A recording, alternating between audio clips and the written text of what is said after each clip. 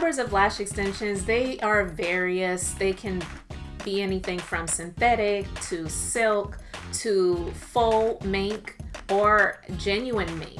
So the fibers, they're all different, and you do have options to choose from, but they all feel natural. They all look natural. It's just some people have a preference in wanting to have mink lashes versus having synthetic lashes. But in all honesty, it's just a preference, and it's more so about the feel of the extensions. And then sometimes the synthetic lashes have more of a gloss or sheen or shine to them, where the mink lashes are more matte in appearance and they have a softer feel. So a lot of people like that softer look and softer feel, but it's not a drastic difference, if that makes sense. So those are the different variations of lash extensions fibers, and who knows what they'll come out with from years to come. But that's where we're pretty much in the genre of the different fibers that are used for the eyelash extensions.